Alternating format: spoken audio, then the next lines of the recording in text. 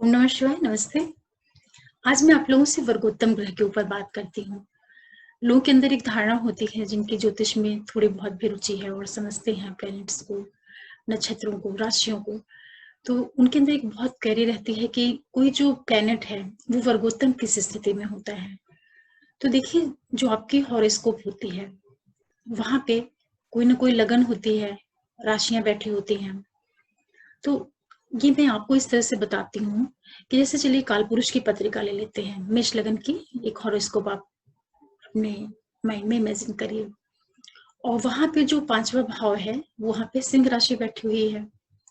तो लग्न कुंडली में अगर सिंह राशि में किसी एक प्लेनेट को आप बिठा दीजिए, मान लिया यहाँ पे सूर्य बैठा हुआ है, पंचम भाव में सूर्य ही बैठा है। अब अगर नौमांशा कुंडली में भी पंचम भाव में सूर्य बैठ जाए और राशि भी अगर वहां पे सिंह की आ जाए, तो एक बहुत अच्छी स्थिति हो गई कि सूर्य जैसे लग्न कुंडली में बैठा हुआ है पंचम भाव में सिंह राशि में, और बिल्कुल उसी स्थिति में वो नौमांशा कुंडली में भी सिंह राशि में ही बैठा है। तो आप इसको ये कहेंगे कि ये सूर्य प्लैनेट जो है ये वर्गोत्तम हो गया। तो वर्गोत्तम ग्रह हमेशा ही अच्छा परिणाम करेगा, इसके बारे में थोड़ा विचार करने की बात है। देखिए, कोई भी ग्रह वर्गोत्तम जब होता है तो इसमें जो चांसेस बनते हैं, जब भी कोई प्लेनेट जो हमारे लगन में, जो हमारे लग्न की डिग्री होती है, जैसे लग्न की कोई डिग्री है, मान लिया कि लग्न की डिग्री 15 मान लीजिए, 15 या 14 कुछ भी मान लीजिए, और कोई प्लेनेट है दूसरा प्लेनेट जो कि उसी समय पे वो भी 15 डिग्री या 14 डिग्री या 16 डिग्री या 15.2 या ऐसे कह लीजिए कि 14.8 कुछ इस तरह की डिग्री पे बैठा हुआ है। तो कहने का मतलब ये हुआ कि वो पर्टिकुलर जो प्लेनेट है वो डिग्री के बहुत क्लोज है। तो डिग्री के बहुत क्लोज होने की वजह से एक संभावना बनती है कि आगे जितनी भी अपने डिविजनल चार्ट्स बनेंगे, वो D9 से लेकर के और जितने भी हैं अपने सारे के सारे ही डिविजनल चार्ट, वहां पे जो चांसेस बनेंगे कि वो उसी भाव में रहेगा, उसी राशि में रहेगा, उसके वहां से चेंज होने के जो चांसेस रहेंगे वो बिल्कुल नहीं के बराबर रहेंगे। तो इसी तरीके से जो वर्गोत्तम की स्थिति होती है, तो वर्गोत्तम जो ग्रह होता है वो काफी स्ट्रांग हो जाता है अपना रिजल्ट देने में। और जो वर्गोत्तम है ये इस 3 तरह से वर्गोत्तम बनता है। एक तो राशि वर्गोत्तम हो जाता है, और एक भाव वर्गोत्तम, और एक तत्व वर्गोत्तम। तो राशि वर्गोत्तम का मतलब ये हुआ कि लग्न कुंडली में किसी एक विशेष राशि में जो ग्रह बैठा हुआ है और नौमांशा कुंडली में भी उसी राशि में जाकर के वो ग्रह बैठ जाए, तो इसको आप राशि वर्गोत्तम ग्रह कहेंगे। तो वो ग्रह अपना परिणाम देने में काफी सक्षम हो जाएगा। या आप इसको इस तरीके से समझ लीजिए कि कोई भी व्यक्ति है, वो जैसा दिख रहा बाहर से वो जिस तरह से दिख रहा है, तो वो बिल्कुल अंदर से भी वैसा ही हो। इसे इस तरह से भी समझा जा सकता है, क्योंकि जैसे हम हैं बाहर से कैसे दिख रहे हैं, लेकिन वाकई में क्या अंदर से भी वो व्यक्ति उसी तरह का है। तो सेम यही प्रिंसिपल आप प्लेनेट के ऊपर लगा लीजिए कि अगर कोई प्लेनेट आपकी लगन कुंडली में एक विशेष राशि में है, तो लग्न कुंडली में तो ये दिखा रहा है कि वो उस राशि का परिणाम देगा, जैसे भी उसके पास स्ट्रेंथ है उसके अकॉर्डिंग। लेकिन अगर वो बिल्कुल उसी तरीके से नौमांशा कुंडली में भी चला जाता है, तो ये प्रूव हो जाता है कि वो दोनों जगह चूंकि एक ही राशि में या एक ही भाव में या एक ही तत्व में बैठा हुआ है, तो मतलब वो दोनों चीजों को काफी वेरीफाई कर रहा है कि हाँ, ये प्लैनेट जो है बिल्कुल सही रिजल्ट देगा। तो इस तरीके से आप ये समझिए कि अगर कोई ग्रह लग्न कुंडली में जिस राशि में बैठा है, नौमांशा में भी उसी राशि में बैठ जाए, तो इसको बोलेंगे राशि वर्गोत्तम ग्रह। और फिर दूसरी स्थिति बनती है कि भाव वर्गोत्तम की स्थिति, कि जैसे कोई लग्न है और उस लग्न में किसी पर्टिकुलर भाव में कोई एक प्लेनेट बैठा हुआ है, और नौमांशा कुंडली में भी जाके उसी भाव में वो ग्रह बैठ जाए, तो ये इसे भाव वर्गोत्तम कहेंगे कि वो जो पर्टिकुलर प्लेनेट है ये भाव वर्गोत्तम है। इसके बाद फिर क्या होगा कि तत्व वर्गोत्तम आ जाता है। तत्व वर्गोत्तम का मतलब होता है कि जैसे लग्न कुंडली में जो कोई पर्टिकुलर प्लेनेट है, तो वो किस तत्व की राशि में बैठा हुआ है। जैसे मान लिया कि सूर्य की ही बात करते हैं कि मेष लगन की पत्रिका है और पंचम स्थान में सूर्य बैठा हुआ है सिंह की राशि में। तो सूर्य जो है ये भी अग्नि तत्व राशि है, और जो पंचम भाव है वहां पे जब सूर्य अग्नि तत्व राशि में बैठ रहा है और बिल्कुल इसी स्थिति के साथ में वो नौमांशा कुंडली में भी जाकर के अग्नि तत्व राशि में ही जाकर अगर वो बैठता है तो वो बहुत अच्छी स्थिति हो जाएगी सूर्य की। तो वो प्लेनेट जो है भाव वर्गोत्तम हो गया और राशि वर्गोत्तम भी हो गया, और आप इसको ऐसे कह सकते हैं कि तत्व वर्गोत्तम भी हो गया। कि सारी चीजें जो है डिपेंड करेंगी कि किस तरीके से जो प्लेनेट है वो सारी चीजों को लेकर के चल रहा है। कई बार क्या होता है कि कोई एक प्लेनेट है, जैसे मान लिया कि आप सूर्य को ही मान लीजिए कि सूर्य अग्नि तत्व ग्रह है, तो ये वर्गोत्तम होगा जब तो सबसे अच्छा परिणाम ये कहाँ दे सकता है। कोई भी प्लेनेट है तो जो उसकी नेचुरल क्वालिटीज होती हैं, कोई भी प्लेनेट जिस चीज का नेचुरल सिग्निफिकेटर है, अगर उसको उसी तरह का एटमॉस्फेयर, उसी तरह का क्लाइमेट उसको अगर नौमांशा में भी मिल जाता है तो वो रिजल्ट देने में बहुत ज्यादा स्ट्रांग हो जाएगा। इसे आप इस तरीके से समझ सकते हैं। तो अगर कोई भी प्लेनेट हो, वो राशि का भी उसको बल मिल जाए नौमांशा में, और भाव का भी उसको बल मिल जाए, और साथ ही साथ उसको तत्व का भी बल मिल जाए, तो वो प्लेनेट अपना रिजल्ट अपनी महादशा, अंतरदशा, प्रत्यंतर में जब उसका टाइम आएगा तो उस भाव से संबंधित जिस चीजों को लेके वो चल रहा, जिन चीजों को, उसका परिणाम वो काफी स्ट्रांगली दे पाएगा। अब ये भी कोई मतलब ये भी डिपेंड करेगा कि वो जो रिजल्ट आएगा वो बिल्कुल पॉजिटिव रिजल्ट आएगा या नेगेटिव रिजल्ट भी आ सकता है। अब ये डिपेंड करेगा कि कोई ग्रह किस राशि में बैठा हुआ है, किन भाव का स्वामी है। कहने का मतलब ये है कि जो वर्गोत्तम ग्रह को लोग सामान्य तौर से ये सोचते हैं कि वर्गोत्तम ग्रह हमेशा ही अच्छा परिणाम करेगा, ये जरूरी नहीं है। ये डिपेंड करता है कि कोई भी ग्रह राशि के आधार पे, तत्व के आधार पे, और अपनी जो उसका नेचुरल गुण है, ये सारी चीजें जब एक साथ कंबाइंड हो करके बहुत पॉजिटिव रूप लेती हैं तो वो वर्गोत्तम वाला जो परिणाम है वो काफी अच्छा मिलता है। और इसी के साथ मैं आपको एक एग्जाम्पल के तौर पे बताना चाहूंगी कि जैसे कोई ग्रह अग्नि तत्व है तो वो अग्नि तत्व राशियों में ज्यादा अच्छा रिजल्ट दे पाता है, और उसके बाद अगर अग्नि तत्व है तो वो सेकंड नंबर पे जो अपना रिजल्ट देने में थोड़ा अच्छा परिणाम देगा वो वायु तत्व राशियों में। लेकिन अगर कोई अग्नि तत्व प्लेनेट है तो वो जब अर्धी साइन में जाएगा वहां पे वो रिजल्ट देने में उतना स्ट्रांग नहीं रहेगा, क्योंकि वहां पे जो उनका नेचर है ना, दोनों प्लेनेट का और राशियों का, प्लेनेट का, राशि का, तत्व का, वो आपस में मिसमैच करता है। और इसी तरीके से कोई भी प्लेनेट हो अगर वो जल तत्व है, तो जल तत्व अगर कोई प्लेनेट है तो वो अच्छा परिणाम किसके साथ में दे सकता है। जल तत्व जो सबसे अच्छा परिणाम देगा वो पहले नंबर पे जल तत्व राशि के साथ ही देगा। और जल तत्व ग्रह जो है वो जल तत्व राशि में अच्छा परिणाम देगा, और कोई प्लेनेट जल तत्व होकर के जल तत्व राशि में बैठ के वर्गोत्तम हो जाए तो अच्छा परिणाम देगा। और इसी तरीके से ये जो जल तत्व प्लेनेट है अगर इसको दूसरे नंबर पे रखा जाए तो अगर ये पृथ्वी तत्व में जाकर के वर्गोत्तम हो जाए तो वहां पे भी ये काफी कुछ अपना परिणाम देने में सक्षम हो पाता है। और इसी तरीके से वायु तत्व अगर कोई ग्रह है तो वायु तत्व ग्रह अगर वर्गोत्तम हो तो वो जो सबसे अच्छा परिणाम देगा, एक तो वायु तत्व राशि उसको मिल जाए, वायु तत्व उसको ग्रह मिल जाए, वायु तत्व ग्रह को अगर वायु तत्व राशि मिल जाए और वायु तत्व भाव भी मिल जाए तो भी वो अपना अच्छा परिणाम दे पाएगा। कुल मिलाकर के ये है कि जो ये कॉम्बिनेशन बनता है वर्गोत्तम का, आप सीधा अर्थ ये ले सकते हैं कि लग्न कुंडली और नवमांशा कुंडली में जब भी कोई ग्रह एक राशि में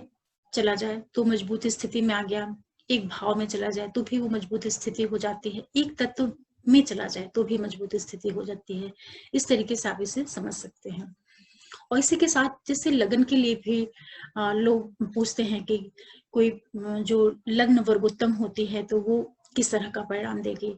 देखिए, लग्न अगर वर्गोत्तम हो गई तो वो भी एक अच्छी स्थिति होती है, लग्न का वर्गोत्तम होना भी काफी पॉजिटिव साइन है, क्योंकि ऐसे में क्या है कि जो प्लेनेट लग्न में जिस स्थिति में बैठा हुआ है, बिल्कुल उसी तरह से अगर वो नौमांशा में चला गया और वही लग्न बन गई वहां पे भी, तो ये काफी पॉजिटिव रिजल्ट दे सकता है। और इसी के साथ में ये भी है कि कोई भी प्लेनेट, चाहे वो किसी भी भाव में बैठा हो, किसी भी राशि में बैठा हो, कोई भी तत्व लेके बैठा हो, वो सबसे अच्छा परिणाम तभी दे पाएगा जब उसको सारी चीजें, जब उसको मैक्सिमम चीजें पॉजिटिव मिलेंगी, तब वो अपना परिणाम ज्यादा स्मूथली दे पाएगा। इसे आप और भी एग्जांपल्स में से समझना चाहें अगर, तो जैसे शुक्र प्लेनेट है, तो शुक्र को बोलते हैं कि ये मीन राशि में काफी अच्छा परिणाम देता है। तो ये सही है कि मीन की राशि में जो शुक्र प्लेनेट है ये उच्च का हो जाता है तो काफी अच्छा परिणाम देता है। तो अगर किसी भी कुंडली में, लगन कुंडली में शुक्र मीन राशि में बैठा हुआ है, तो ये बहुत अच्छा परिणाम देगा। इसको ये कहा जाएगा कि ये ग्रह जो है वर्गोत्तम हो गया। हालांकि ये जल तत्व राशि में है और शुक्र जल तत्व राशि में जो परिणाम देगा, उसका जो रिजल्ट देने का तरीका रहेगा वो बहुत अलग ढंग का होगा। यहाँ पे वो नॉलेज को रिफ्लेक्ट करेगा, जो नॉलेज होती है उसको लेके चलेगा यहाँ पे वीनस, क्योंकि वो गुरु की साइन में उच्च का हुआ है। और सेम यही शुक्र अगर नौमांशा कुंडली में जाकर के वहां पर भी मीन की राशि में अगर वर्गोत्तम हो जाता है, तो शुक्र यहाँ पे एक तो शुक्र खुद भी जल तत्व ग्रह है और जल तत्व राशि है पाइसेस। तो ये दोनों चीजें जो होती हैं ये इमोशंस को इंडिकेट करती हैं। तो यहाँ पे व्यक्ति क्या होगा कि वो इमोशनल लेवल पे काफी साउंड, काफी स्टेबल, इस तरीके से भी आप इसको ले सकते हैं। और अगर यही शुक्र वर्गोत्तम हो वृषभ राशि में, कहने का मतलब कि लगन कुंडली में अगर वीनस किसी हॉरोस्कोप में वृषभ में बैठा हुआ है और नौमांसा में भी जाकर के अगर वो वृषभ की ही राशि में बैठ जाता है, तो ये जो शुक्र होगा ये बहुत ज्यादा व्यक्ति को, क्योंकि यहाँ पे शुक्र मजबूत स्थिति में आ गया वर्गोत्तम होने के कारण, और ये व्यक्ति को जो फिजिकल अचीवमेंट्स है उस ओर ज्यादा सक्सेस दिलाएगा। क्योंकि अर्धी साइन जो होगी वो पृथ्वी तत्व राशि है, तो जो भी पृथ्वी तत्व राशियां होती हैं 2, 6, 10, ये सारी राशियां बहुत ज्यादा अचीवमेंट ओरिएंटेड होती हैं, बहुत ज्यादा सक्सेस ओरिएंटेड, या ये कह लीजिए कि बहुत ज्यादा टारगेट ओरिएंटेड राशियां होती हैं। इनका जो फोकस होता है वो किसी भी चीज को अचीव करना, और मतलब कि पृथ्वी तत्व राशि जो है वो प्राप्ति की ओर ज्यादा उसका रुझान रहता है, किसी भी चीज को कैसे प्राप्त करना। तो लाइफ के लिए पृथ्वी तत्व जो राशियां हैं उनमें जब शुक्र वर्गोत्तम होगा तो ये आपको भौतिक रूप से बहुत ज्यादा सक्सेस दिला सकता है, संपन्नता दिला सकता है। और कोई भी प्लेनेट जब फायरी साइन में वर्गोत्तम होता है, तो फायरी साइन में वर्गोत्तम होने से ये व्यक्ति का जो उसकी इनर क्वालिटीज हैं, इनर क्वालिटीज का मतलब जैसे कि आप सन को ही मान लो कि सन अगर लग्न में भी और नौमांशा में भी, और ये अग्नि तत्व राशि में जाकर के वर्गोत्तम हो जाए, तो ऐसा व्यक्ति क्या होगा कि जैसा बाहर से रहेगा वैसा ही बिल्कुल वो अंदर से भी रहेगा, जो वो कहेगा वही करेगा। और बहुत ज्यादा, बहुत आप इसको ऐसे भी कह सकते हैं, बहुत साफ दिल का, बहुत साफ व्यक्ति, इस तरीके से आप इसको मान के चल सकते हैं। क्योंकि यहाँ पे क्या है कि उसके अंदर बहुत ज्यादा ईमानदारी होगी। आप क्योंकि अग्नि है ना, तो अग्नि क्या करेगा कि अग्नि में कोई भी चीज जो होती है उसमें जो कमियां होती हैं वो नहीं टिक पाती हैं। तो अग्नि तत्व जो राशियां होती हैं वो, उसमें जब कोई प्लेनेट वर्गोत्तम होता है और विशेष रूप से अग्नि तत्व प्लेनेट है, तो ऐसा व्यक्ति अचीवमेंट्स उसे मिले या ना मिले, लेकिन एक बड़ा ईमानदार, बड़ा सच्चा सा व्यक्ति होगा। इस तरीके से भी आप इसको देख सकते हैं। तो वर्गोत्तम जो प्लैनेट्स होते हैं या वर्गोत्तम लग्न है, ये अच्छे होते हैं। डिपेंड करता है कि वो भाव वर्गोत्तम है, राशि वर्गोत्तम है या तत्व वर्गोत्तम है। ये सारी चीजों को कंसीडर करना पड़ेगा, उसके बाद ही कोई फाइनल इसके कंक्लूजन पे आ सकते हैं। और ये भी है कि अगर कोई प्लेनेट वर्गोत्तम हो रहा है तो वो हमेशा अच्छा ही होगा ये भी जरूरी नहीं है। अगर कोई प्लेनेट लग्न कुंडली में किसी नेगेटिव हाउसेज में, जैसे 6, 8 और 12 भाव में वर्गोत्तम स्थिति में बैठा हुआ है, और वही सेम स्थिति उसकी जाकर के नवांशा में भी हो जाए, और बाई चांस अगर वो अच्छे भाव को भी नहीं लेके चल रहा है, और उस कुंडली में अगर वो योग कारक भी ना हो, तब तो ये स्थिति बहुत क्रिटिकल हो जाएगी। वो अपनी महादशा, अंतदशा और प्रत्यंतर में लोग उससे बहुत आशा किए रहेंगे कि मेरा ये प्लेनेट बहुत अच्छा है और इस पीरियड में हमको काफी अचीवमेंट, सक्सेस मिलेंगे, और पता चला कि वो पीरियड आया तो सारी प्रॉब्लम्स बढ़ना शुरू हो गई। तो ये वर्गोत्तम के लिए भी बहुत उसको बहुत डीपली हर एक एंगल से चेक करके तभी कोई उसके बारे में फाइनल रिजल्ट निकाला जा सकता है। और आज तो मैंने आपको बहुत शॉर्ट में वर्गोत्तम की एक छोटी सी झलक दिखाई है कि वर्गोत्तम का मतलब क्या है, इसका अर्थ क्या है। आगे फिर कभी मैं आपके लिए ये सारी चीजें किसी एग्जाम्पल हॉरोस्कोप के साथ में भी बताऊंगी। वर्गोत्तम को आप सीधे सीधे समझिए कि स्ट्रॉन्ग स्टेट किसी प्लेनेट की, और वो स्ट्रॉन्ग स्टेट जो प्लेनेट की है वो पॉजिटिव भी हो सकती है और नेगेटिव भी हो सकती है। ये सारी चीजें डिपेंड करेंगी जो उसकी अदर चीजेस हैं, अदर उसकी जो स्ट्रेंथ है। तो इस तरीके से आप ये समझ पा रहे हैं कि वर्गोत्तम प्लेनेट किस तरह से होते हैं, कैसे काम करते हैं, कितने प्रकार के होते हैं, और इन प्लैनेट्स का जो संबंध होता है वो नक्षत्र लेवल पे भी होता है कि कोई प्लैनेट वर्गोत्तम हो रहा है और किस नक्षत्र में है, तब वो किस तरह परिणाम देगा। इसके बारे में भी मैं कभी आप लोगों से बात करूंगी, और आशा करती हूँ कि आप लोगों को वर्गोत्तम प्लैनेट से संबंधित जो छोटी सी एक डिस्कशन रही आप लोगों के साथ में, इससे कुछ आइडिया लगा होगा कि क्या होते हैं वर्गोत्तम प्लैनेट्स, कैसे अपना रिजल्ट करते हैं। और फ्यूचर में मैं फिर आप लोगों के लिए कुछ लेके आऊंगी नया टॉपिक और ज्योतिष से संबंधित। और अगर आप लोग पहली बार मेरा ये चैनल देख रहे हैं और आपको अगर अच्छा लग रहा है तो आप इसको प्लीज लाइक करें, शेयर करें